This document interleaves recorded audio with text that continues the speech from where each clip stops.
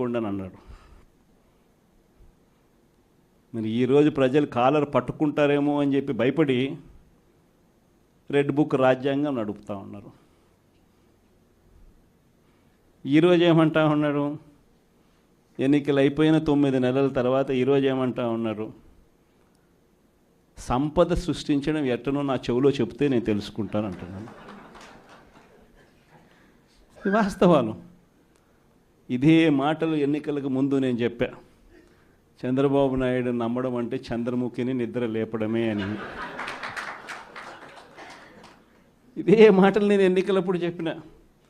చంద్రబాబు నాయుడు నమ్మడం అంటే పులి నోట్లో తలబెట్టడమే అని చెప్పి ఇదే మాటలే నేను చెప్పా.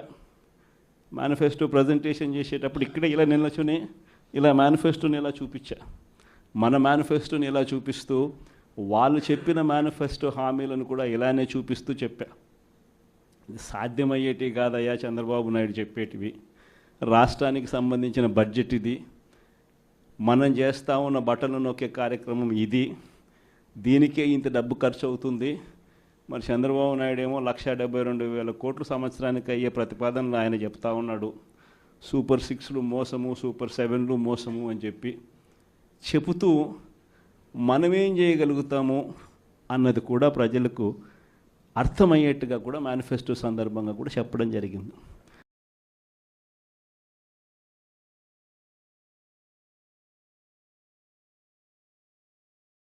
ఈ రోజుకి కూడా నేను చెప్తా ఉన్నా, ఓడిపోయాం పర్వాలా, ప్రతిపక్షంలో కూర్చొని ఉండం అది పర్వాలా, మళ్ళీ రీలు వెనక్కి తిరిగి మళ్ళీ అదే రోజుకు మళ్ళీ తిరిగి వెళ్ళి కనీసం ఇలా జరుగుతుందని తెలుసు కదా ఇప్పుడు ఎలా చెప్తావు అని చెప్తే మళ్ళీ ఆ రోజు వచ్చినప్పుడు ఇదే విధంగానే మళ్ళీ చెప్తా.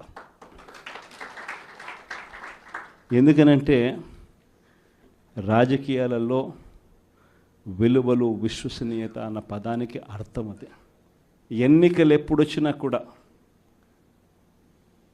అదే విలువలు, అదే విశ్వసనీయత అన్న ఒకే ఒక్క పదం మీద మళ్ళీ వైఎస్ఆర్సీపీ మళ్ళీ అఖండ మెజారిటీతో మళ్ళీ గవర్నమెంట్. కానీ ఈసారి ఫామ్ చేసినప్పుడు మాత్రం ప్రజలకు చంద్రబాబు నాయుడు నైజం పూర్తిగా అర్థమైపోతుంది. కాబట్టి మనల్ని మళ్ళీ 30 ఏళ్ళు అక్కడే కూర్చోబెట్టే విధంగా కూడా ప్రజలు ఖచ్చితంగా అడుగులు వేస్తారన్న నమ్మకం నాకుంది. ఎందుకంటే ఈరోజు ఒకవైపున ఇచ్చిన హామీలన్నీ కూడా పక్కకి వెళ్ళిపోవడం అన్నది ఒక ఆస్పెక్ట్ అయితే, రెండో ఆస్పెక్ట్ ఏమిటి అని అంటే ప్రతి వ్యవస్థ నిర్వీర్యం అయిపోయింది. కేవలం చంద్రబాబు నాయుడు గారి ప్రభుత్వం రాకమునుపు మన ప్రభుత్వం ఉన్నది. మళ్ళీ మన ప్రభుత్వంలో ఎలా ప్రతిదీ కూడా ఎలా పగడ్బందీగా ఎలా జరిగింది, చంద్రబాబు నాయుడు ఎందుకు చేయలేకపోతున్నాడు, ఈ చర్చ ప్రతి ఇంట్లోనూ కూడా జరుగుతూ ఉంది. ప్రతి పథకము కూడా ట్రాన్స్పరెంట్గా, పారదర్శకంగా ప్రతి ఇంటికి చేర్చే పరిస్థితి నుంచి ఈరోజు అన్ని కొలాప్స్.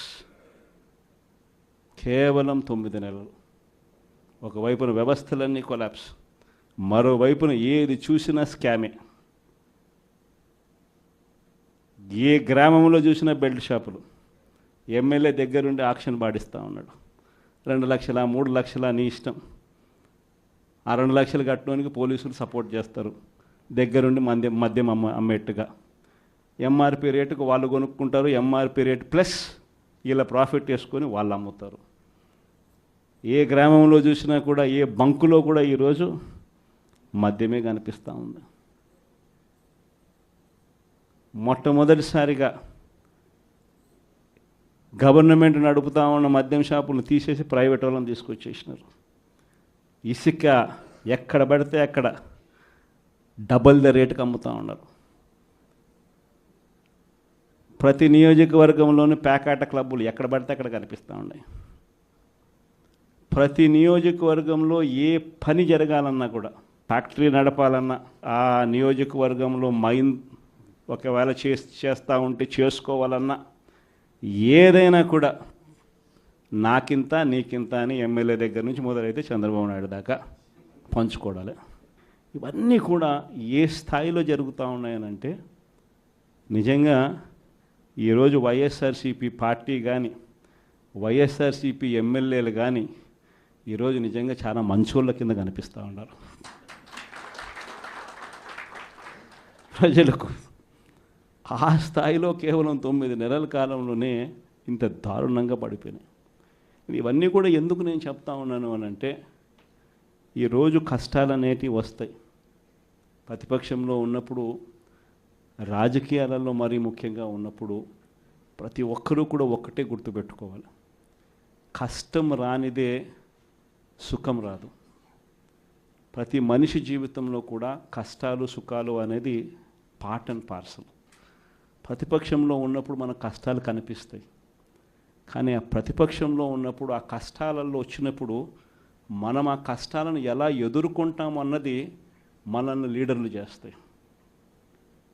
కష్టం వచ్చినప్పుడు మన క్యారెక్టర్ను మనం అమ్మేసుకుంటే, మన వ్యక్తిత్వాన్ని మనం అమ్మేసుకుంటే, ఒక్కసారి బాటిల్లో ఉన్న నీళ్ళు బాటిల్లో ఉంటే బాటిల్లో నీళ్ళు తాగుతాం, బాటిల్లో ఉన్న నీళ్ళు ఒక్కసారి ఇలా పడేసినామనంటే భూమిలోకి పడిపోతాయి, మళ్ళీ ఏరుకోలేం. క్యారెక్టర్ కూడా అలాంటిదే. ఒక్కసారి విడిచిపెట్టేసినాము అని అంటే మళ్ళీ దాన్ని ఏరుకోలేం. ప్రజల్లో చులకనవుతాం, ప్రజల్లో పలచనవుతాం. ఇది ప్రతి ఒక్కరూ కూడా గుర్తుపెట్టుకోండి. కష్టాలు అన్నటివి ఎల్లకాలం ఉండవు. ఎవరికి ఏ కష్టం వచ్చినా కూడా నా కథ గుర్తు తెచ్చుకోండి. 16 నెలలు నన్ను జైల్లో పెట్టినారు.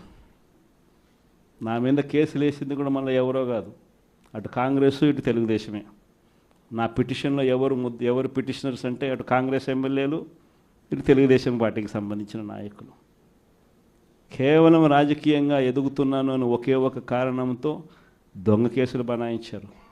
16 నెలలు జైల్లో పెట్టినారు. కానీ ఏమైంది? బయటికి రాలా? ముఖ్యమంత్రి కాలా?